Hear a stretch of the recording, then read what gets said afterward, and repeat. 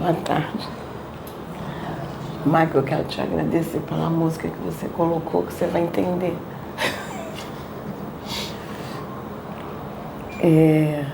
Eu estava hoje conversando muito com o pai. Estava desde ontem conversando muito com o pai. E eu estava lembrando de certos episódios que nós enfrentamos no passado, no trabalho espiritual aqui.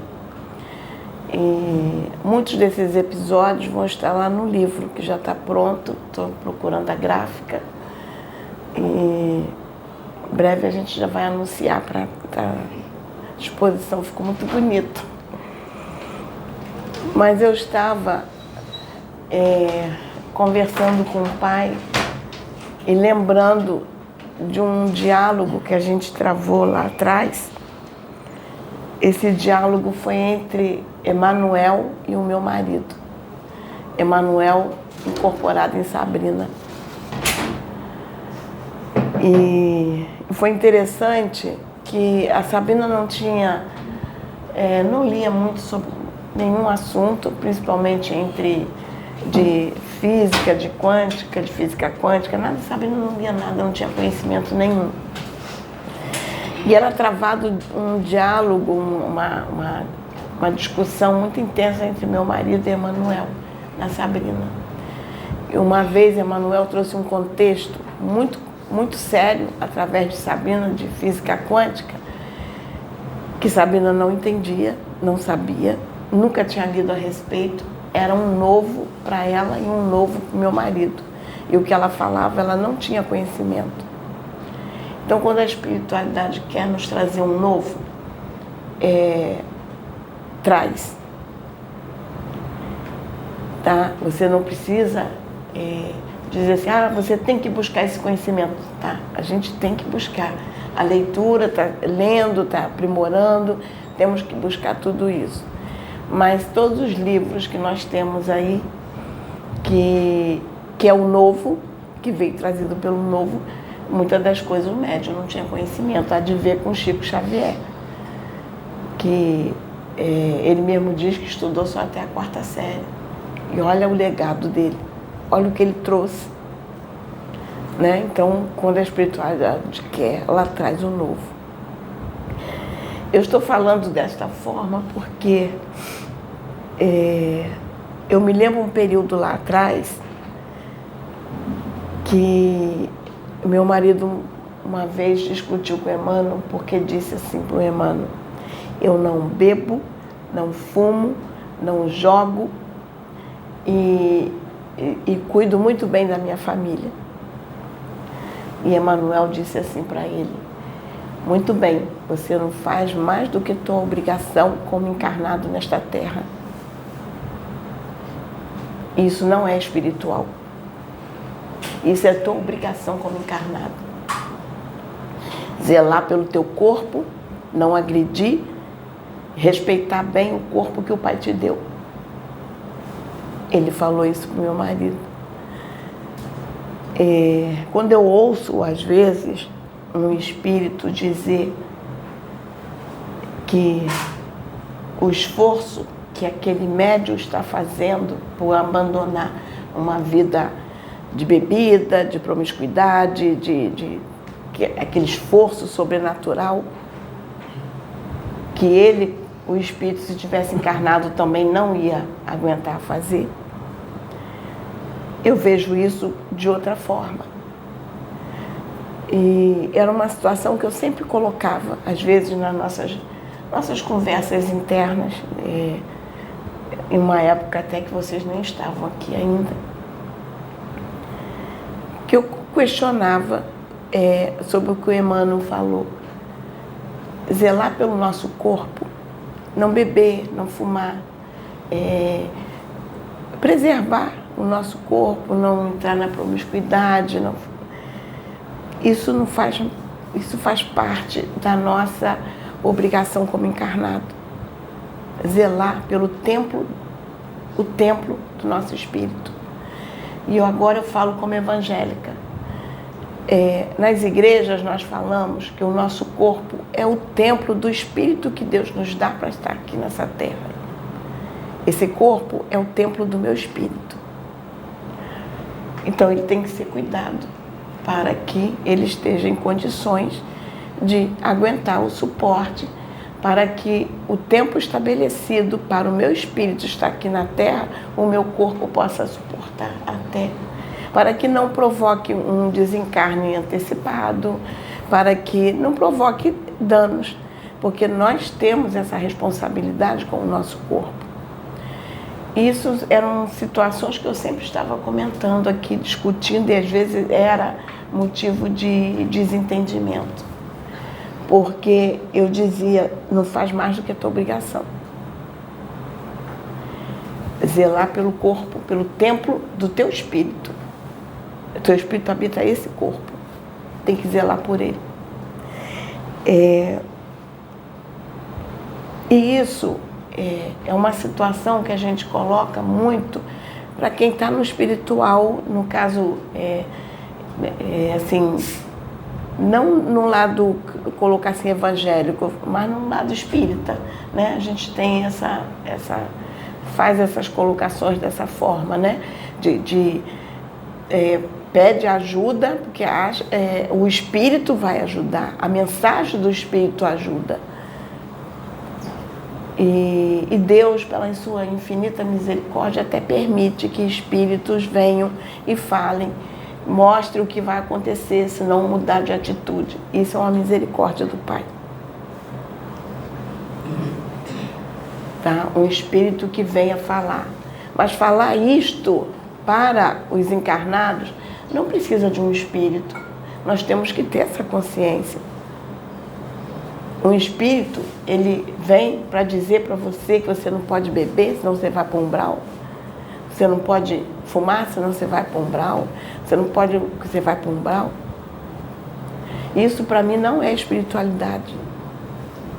Porque o Emmanuel foi bem claro quando ele falou para o meu marido, não beber, não fumar, não se drogar, não jogar, e cuidar da família, está dentro da tua responsabilidade como encarnado. Isso você não está fazendo mais do que a tua obrigação. O espiritual é diferente. E realmente o espiritual é muito diferente. Por isso que tem cobrança. Eu li, eu não sei quem escreveu, mas não foi um livro que eu li.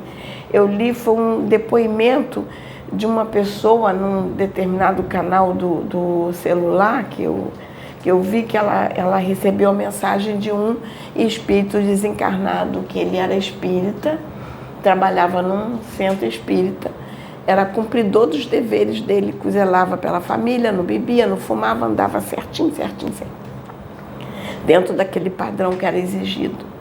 Ele desencarnou e foi para o umbral. E ele trabalhava num centro, ajudando. Ele fazia caridade ali, ele atendia as pessoas, ele encaminhava, ele ajudava os espíritos. E ele fazia ali a caridade. E ele foi parar no umbral. E ele ficou muito revoltado de ter ido para o umbral.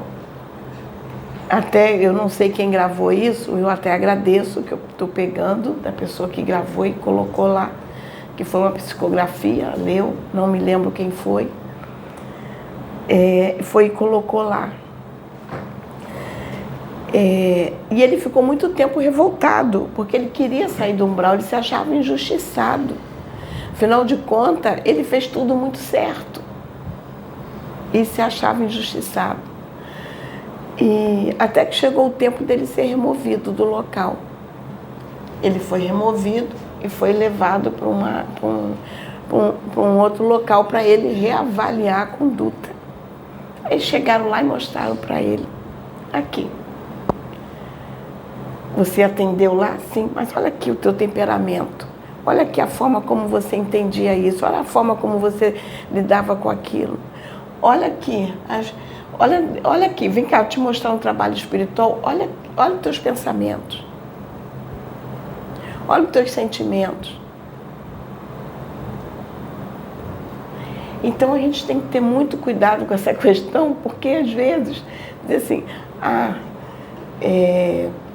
abandonei e estou certinho. Não, é muita gente. Aí você já entra, você abandonou aquilo que te destruía no físico, destruindo o teu corpo como encarnado. Mas agora você tem a responsabilidade do espiritual, que é a tua conduta moral. Essa conduta moral aí começa a ser cobrada de você. Que é a forma como você está se conduzindo com as outras pessoas, a forma como você está enfrentando o teu dia a dia, como você se comporta no teu dia a dia. Eu dou um exemplo até do meu filho, uma experiência que eu tive com o meu filho, que ele estava dirigindo e eu estava de carona, e ele estava dirigindo o carro. Ele era bem mais novo, ele nem trabalhava ainda, era muito novinho. Aliás, ele estava dirigindo porque ele foi me levar no consultório e ele me levou lá para trabalhar, ficou me esperando. Até, na realidade, ele foi comigo porque o meu inglês é péssimo. Eu sou horrível. E meu filho domina muito o inglês. E eu ia atender um casal de americanos. E eu falei assim para ele, me salva. E ele foi comigo. Foi dirigir um carro para eu atender. Ele era o meu intérprete. E depois ele veio dirigindo o carro de volta. Aí teve um motorista de táxi que estava na frente dele andando devagar. E ele muito revoltado, porque ele estava segurando o trânsito. Ele virou para mim e disse assim, também pudera. Não estudou, agora está dirigindo táxi.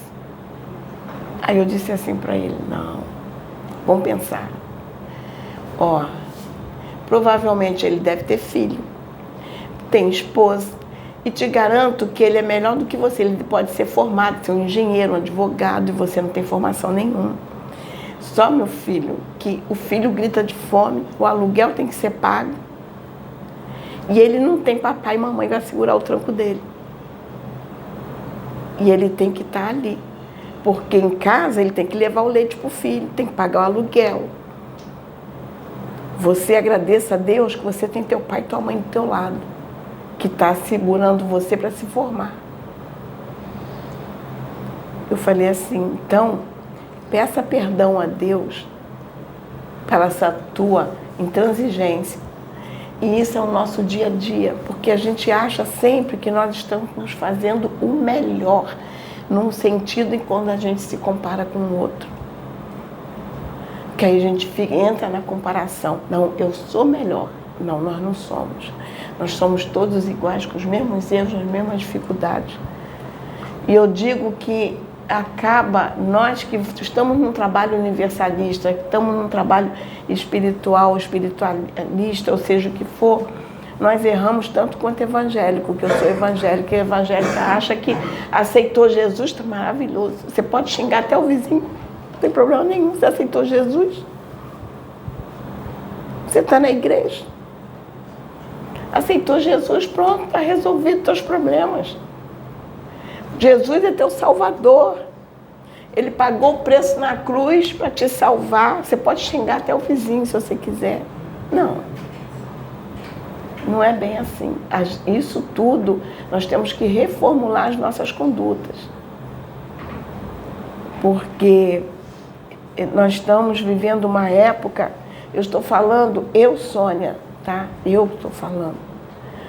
Nós estamos vivendo uma época que nós estamos barganhando com Deus, sim. Em todas as religiões nós estamos barganhando com Deus. Nós estamos pegando as nossas responsabilidades como encarnados, cumprindo nosso dever como encarnado, estamos pegando essas responsabilidades e levando para o espiritual. E o espiritual não é isto. O espiritual você tem que transcender. Você tem que entrar no espiritual. Você tem que procurar se aprimorar na tua evolução moral. A evolução moral é o respeito ao outro, é o amor, é o perdão, é a resiliência, é a indulgência, Tudo isso é evolução moral. É isso que eles vão cobrar de nós. Eles não vão querer saber se você fuma, bebe, ou seja lá o que for. Você vai responder por isso? Vai, porque você está agredindo o corpo que Deus te deu. É uma responsabilidade como encarnado. Então você vai responder, porque a lei é tanto para o lado, vamos colocar, para o lado de lá como para o lado de cá. A lei é tanto no extrafísico quanto no físico. Se você desrespeita as leis físicas no físico, que é o zelar por si mesmo, cuidar do corpo que Deus te deu, zelar por ele, não agredi-lo de forma tão avassaladora,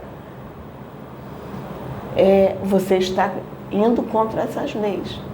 Então você vai responder no físico com essas leis. Como o umbral, ele não está lá no céu, ele está na terra. Você vai para lá para responder no físico. Quem vai para o umbral é quem está no físico, porque lá é físico. Lá é para responder no físico. Agora, quando você evolui, que você vai na compreensão, na tolerância, no amor, no perdão e vai por aí afora, trabalhando o que a Bíblia diz, os frutos do Espírito, que está lá, apóstolo Paulo mesmo diz quais são os frutos do Espírito. Se você trabalha os frutos do Espírito, você está no espiritual. Aí você está tratando o teu espírito. Você está evoluindo no espiritual. E hoje eu estava conversando isso com o pai, porque, inclusive essa conversa, acho que começou ontem, eu comecei essa conversa contigo, a menina que está lá atrás de você, eu comecei desde ontem com ela, e trouxe, porque a gente vai ter que pensar muito. Porque nós não viemos para ser igual a todos. Quando eu digo todos, nós não viemos para repetir os mesmos erros, nós não viemos para estar nas mesmas posturas, não. Nós viemos para melhorar. Então nós temos que olhar o espiritual e olhar o material. O que você precisa melhorar dentro do material para que você não desça para o umbral e o que você precisa melhorar dentro do espiritual para que você possa ascender. Porque o que mais vai te fazer descer para o umbral é as agressões no material. Por isso que ontem, eu não me lembro quem falou, o que eu ouvi ontem, eu não me lembro quem foi que disse que às vezes um ateu não desce para o umbral.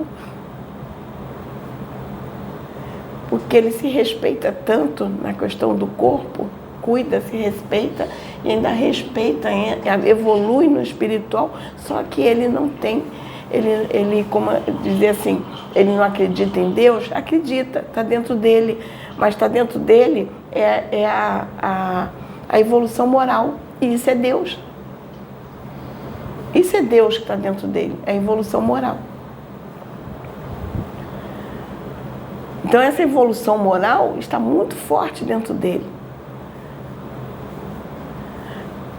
Então por isso que eu disse que eu queria trazer um assunto um pouco polêmico,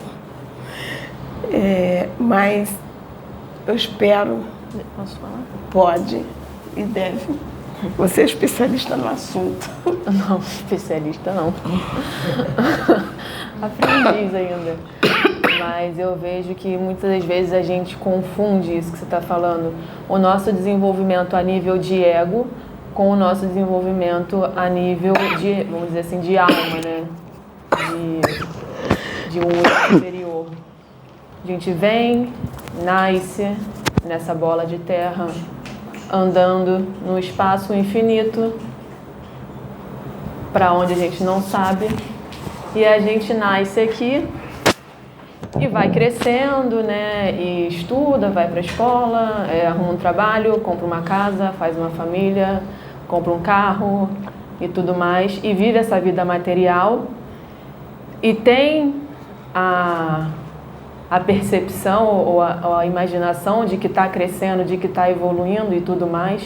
E em um certo sentido, parece que está mesmo.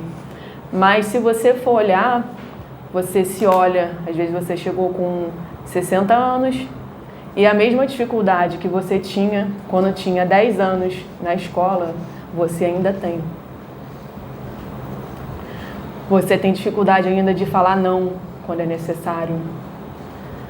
Você vai conversar com alguém, você sente todas aquelas emoções que você sentia quando tinha 10 anos na escola com seus coleguinhas. Então a pessoa teve um desenvolvimento, mas a nível material.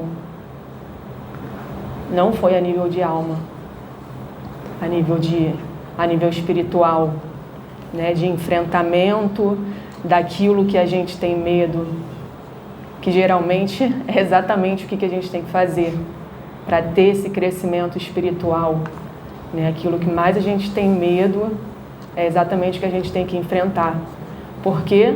Porque vai colocar nosso ego em exposição, né? O ego vai ficar apavorado. Não, vou morrer, meu Deus, estou infartando, não, senão estou enlouquecendo, psicose.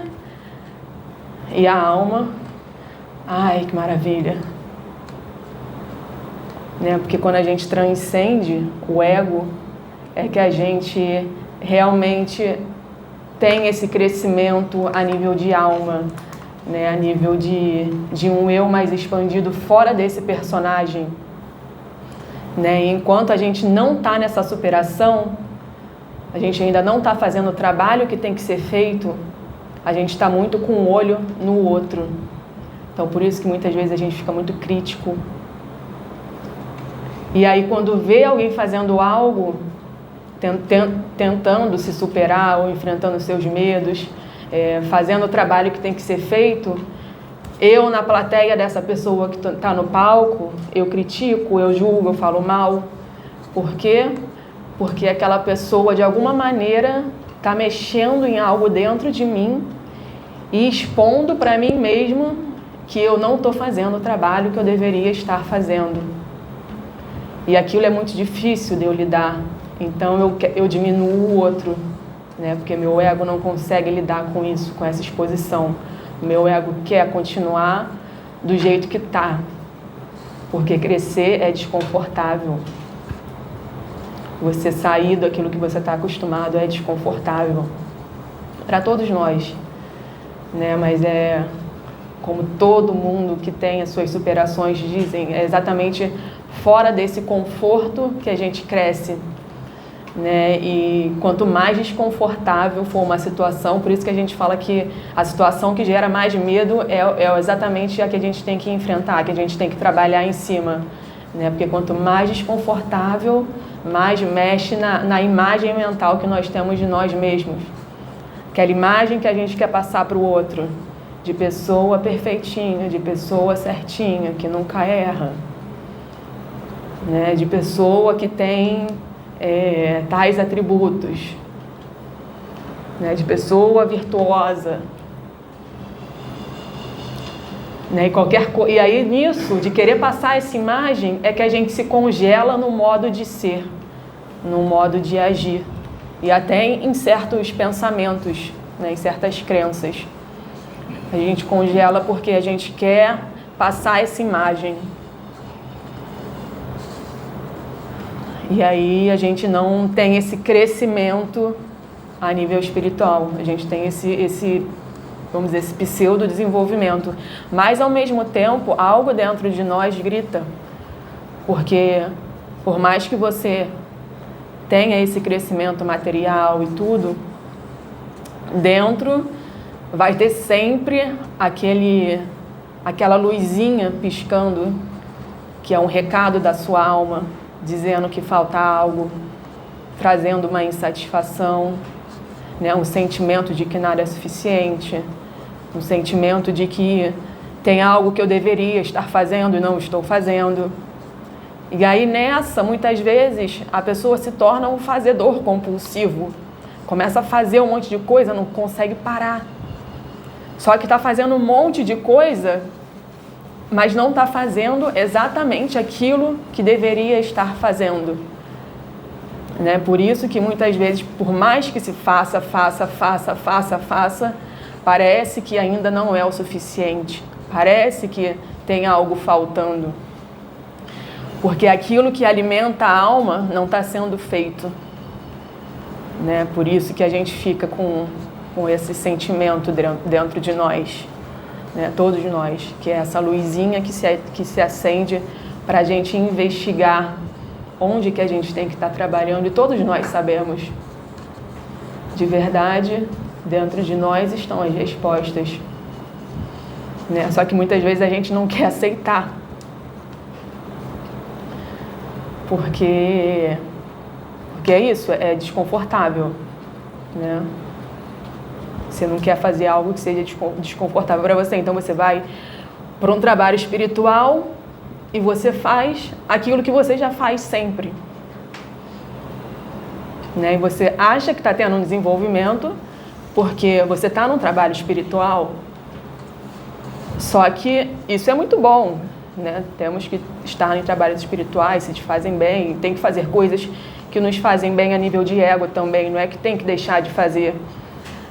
Mas é que para ter esse desenvolvimento a nível espiritual, interno, é necessário a ação correta. Não só preencher requisitos, preencher um formulário. Disseram que estar no trabalho espiritual é bom, então eu estou no trabalho espiritual. Disseram que fazer tal coisa é bom, então eu faço tal coisa. Não é o que disseram, é o que o nosso eu interior diz, que a gente sabe o que é, né? Mas que não é fácil. Tipo, uma pessoa, por exemplo, uma pessoa que não gosta de falar, eu não gosto de falar. A nível de ego, não gosto. Mas numa prática de crescimento, eu vou e enfrento isso. Mas o ego grita. O ego grita demais. Mas a alma, por outro lado, ela se alimenta. Né? E isso, acredito que seja isso que todos nós estamos aqui para fazer. Né? E no final das contas, é o que todos nós estamos procurando, achando que é algo que disseram que tem que ser, ou algo que está em livros e tudo mais, mas que na verdade é essa autossuperação, essa autotranscendência, esse vencer a si mesmo, né? Esse vencer a esse eu que nós construímos, que é o ego. Né? E vencer com todas as dificuldades que a gente acha que tem.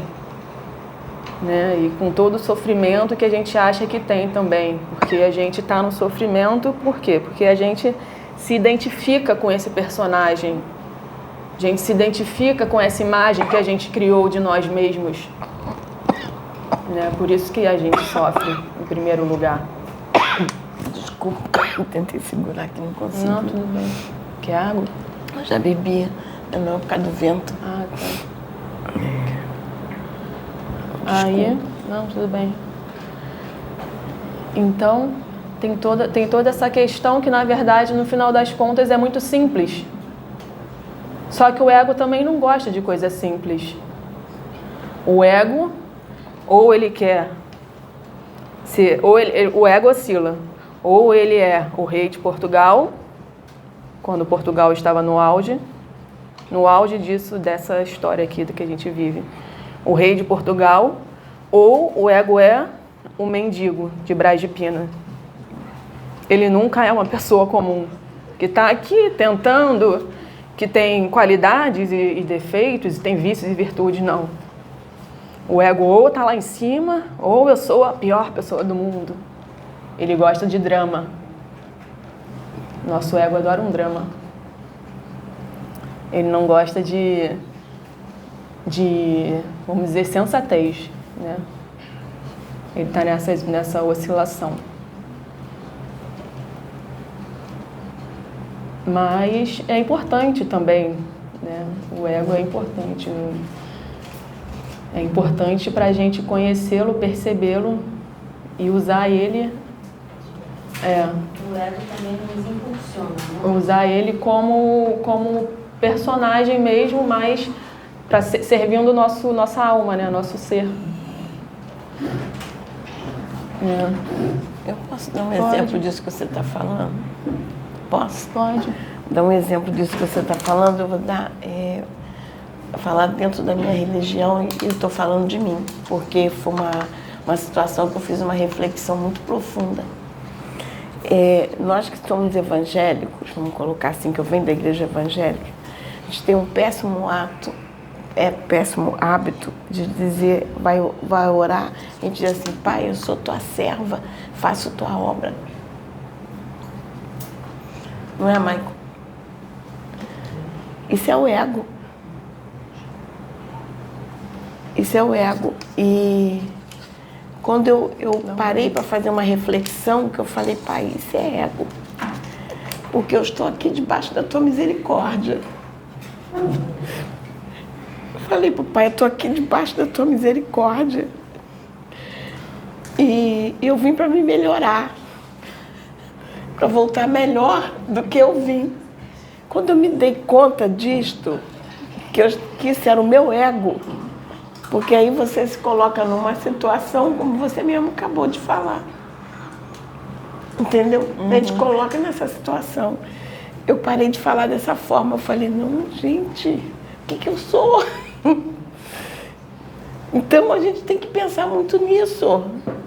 Eu estou trazendo exemplo que eu usei muito lá atrás. Depois, quando eu parei para fazer uma reflexão, eu falei: o que eu sou? Normal. São os processos que a gente passa, né? E aí, nisso, muitas vezes, o ego também pega a história. Ai, meu Deus, olha o que eu fiz a vida inteira. Aí vai pro outro lado, né? Sou um culpado, não sei o quê. Também adoro aquele drama do ego. Não, normal. Passei por isso, tive todas essas experiências, acreditava assim. Mas, em um certo momento, percebi que não era bem assim, né? Tive um crescimento, um novo entendimento.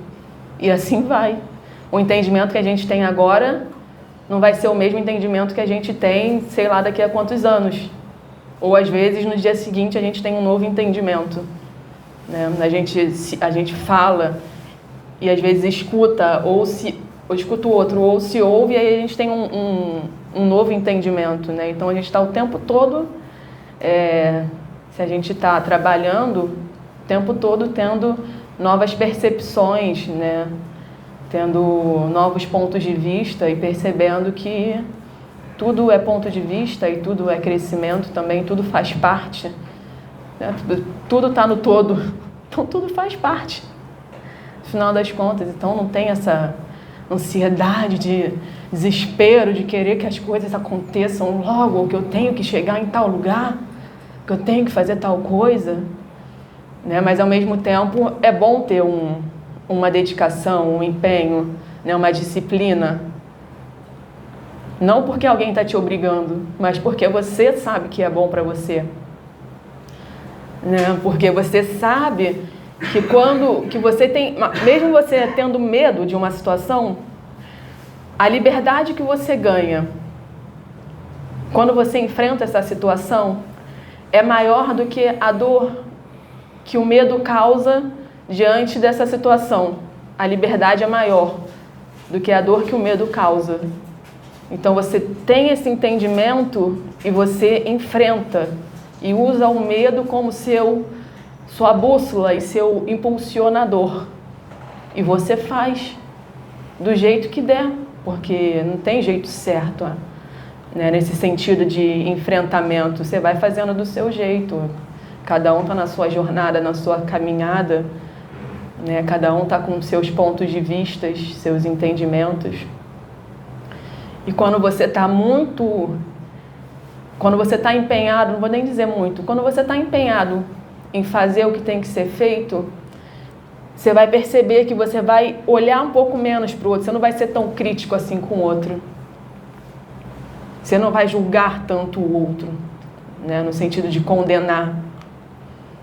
Ah, fez isso, é isso e aquilo, e botar aquele monte de adjetivo. Porque você vai se perceber e perceber também como um ser humano que está ali tentando e tem erros e acertos e continua. E o outro também, a mesma coisa. Está fazendo o que ele acha que é o melhor. Ah, mas aquela pessoa, ela sabe que aquilo é errado. Mas mesmo assim, aquela pessoa, ela acha que ela só consegue fazer daquele jeito. Ela tem essa ilusão, mas vai chegar uma hora que ela vai perceber que ela consegue fazer de outro jeito. Assim também a gente.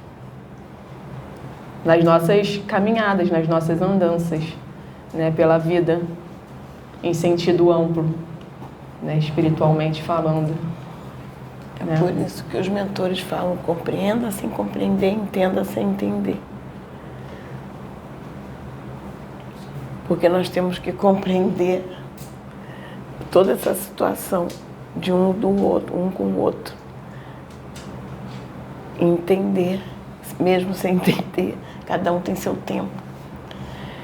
E eu vou trazer aqui um contexto que o meu marido traz, que eu acho muito interessante, que ele fala, a gente, o evangélico, essa corrente evangélica, católica, tudo, diz que a gente vai para o inferno, né? Então, ou é céu ou é inferno. E não deixa de ser diferente da espiritualista. Ou é colônia ou umbral. A gente está na mesma coisa. Ou você vai para um umbral ou vai para uma colônia. Que também a colônia está dentro do umbral, está numa esfera. Quer dizer, você não está lá no céu, mas você está num lugar melhorzinho. Né? Então, é a mesma coisa. Então, nós trabalhamos com as ameaças. Plano Nibiru. É sempre ameaça, sempre ameaça. Porque assim, é pela rebeldia. Só que Deus nos dá essa oportunidade da gente fazer essas reformulações de pensar. Tá. De pensar, como ela colocou. Eu estou achando ótimo que você está colocando, está servindo para mim. Para mim também. Então, a gente tem que pensar muito, separar o material do espiritual, trabalhar os dois sem ao mesmo tempo se separar. Nós temos que entender quais são as nossas responsabilidades no material e a nossa responsabilidade no espiritual. Quando o meu marido quer me espetar, ele diz assim: eu não sou igual a você que só se preocupa lá com o outro lado. Mas não é essa a questão. É que nós temos que ter uma balança e saber separar quais são as nossas obrigações no material e nossas obrigações no espiritual. O que nós temos que melhorar no material e melhorar no espiritual. E isso aí é uma tarefa árdua, difícil para a gente. Eu sinto dificuldade de separar. Porque aí o ego quer pegar tudo e botar na história maluca que a gente cria na nossa cabeça, né? Aí pega uma história, material e espiritual. Aí, espiritual é importante, então esquece o material. Deixa tudo pra lá. Não precisa fazer nada aqui, só o espiritual. É isso, não consegue estar no meio termo, é 8 ou 80. Não consegue um caminho do meio, é um caminho equilibrado. Tá no material, mas ao mesmo tempo com a consciência de que isso aqui é uma história, é uma ilusão, né, que é fantasiosa, uma história fantasiosa. Mas ao mesmo tempo tem uma certa realidade, porque ela impacta no que aquilo que é realidade. Né, uma ilusão, mas ao mesmo tempo a gente usa essa ilusão ao nosso favor, né, nosso enquanto alma, nosso favor enquanto alma. Então a gente precisa negar, isso aqui, ilusão, esquece, tudo isso, não é assim.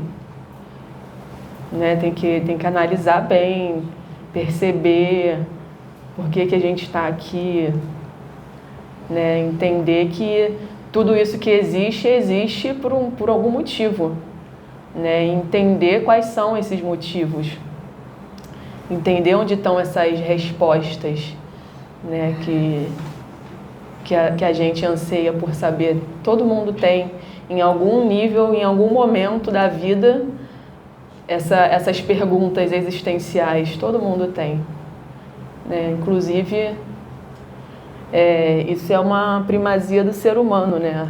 Essa questão reflexiva de saber, de se perguntar quem eu sou, de onde vim, por que estou aqui, né? Essas questões existenciais que são, ao mesmo tempo, tão geradoras de angústia, mas, ao mesmo tempo, são essas mesmas questões que são geradoras de angústia também são questões que nos impulsionam a criar, né? Então, também são impulsionadoras da nossa criatividade. Criamos artes, criamos música, criamos filosofias, ciência, né? Graças a essas questões metafísicas, essas questões existenciais. Então, muitas vezes a pessoa fica muito presa em angústia, em vazio, em sentimentos nesse sentido, mas tem esses dois lados, né? Tudo tem esses dois lados, esses polos. É angustiante, mas ao mesmo tempo é a potência criativa. É o que nos potencializa para sermos humanos, criarmos arte, criarmos nossa própria cultura, criarmos músicas e muitas outras coisas. Eu ia sair daqui porque não vou ficar tossindo. Não estou conseguindo controlar. Ah, tá. Mas não, já eu encerrei o que eu tinha que trazer. Você está falando? Tem que cortar. Em relação ao que a irmã está falando, está vindo na minha cabeça, em relação, nós somos espíritos e somos carne. Nós temos que conscientizar nossa carne que quem vai pagar o preço é o nosso espírito, que não deixa de sermos nós. Então é sempre isso, como Paulo falava, né, que a carne milita contra o espírito e o espírito contra a carne. E aquele mal que eu não quero eu faço, e o bem que eu quero eu não faço. E esse mal que eu faço, quem vai pagar o preço é o espírito, não é a carne. A carne ela vai para o pó e para o pó ela vai virar. E quem vai para a lama é o espírito. Então, a conscientização da carne é essa. Saber que quem vai pagar o espírito, o preço é ela, mas é em espírito. Aí, problema dele não, porque como a dona Sônia falou, quando chega lá você acha que está na carne. Você sofre como se estivesse na carne. Você sente na carne, mesmo sendo espírito. Eu vejo assim, porque é tanto gemido, é tanto choro, é tanta coisa que quem está sentindo é como se estivesse na carne. Então, eu estava me perturbando aqui para fazer essa observação. Tá bom. Obrigado. Ah, tá. Então, acho que é isso. Tem essas questões, né, que são reais, que até a Sônia comentou que na igreja se ameaça muito com vai para o inferno, não sei o quê, e usa-se essas questões do medo para a dominação. E agora na espiritualidade, a mesma coisa, vai para um umbral ou vai para um planeta primitivo. Mas essas coisas realmente existem, né? Acontece que são usadas essas energias que a gente também tem dentro de nós mesmos, que é o medo, e a gente não trabalha o medo dentro de nós, não trabalha a nossa questão de autoconhecimento, então acabamos sendo dominados, né? Então, essa questão de somos vítimas de dominação, veja bem, né? Você também tem um papel vamos dizer, ativo nesse seu ser dominado, porque você também não está fazendo o trabalho que você tem que fazer.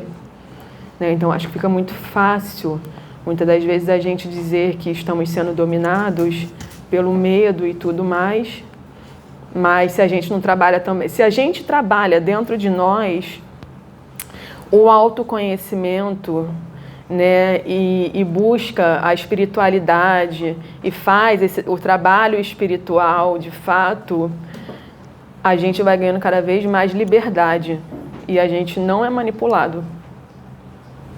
A gente só é manipulado ainda porque ainda temos coisas a trabalhar dentro de nós. Porque conforme a gente vai crescendo espiritualmente e percebendo, tendo uma visão mais ampliada de existência, a gente vai ganhando mais autonomia e mais liberdade. E não vai ser manipulado assim tão facilmente. Não vai ter ser dominado por medo, né? Te colocando medo, te fazendo ameaça e tudo. Não vai entrar em você, porque você já trabalhou aquilo dentro de si. Tá, mas é assim, é um processo, estamos todos aprendendo, né, dia após dia, e vida que segue, tudo faz parte. É isso, obrigada.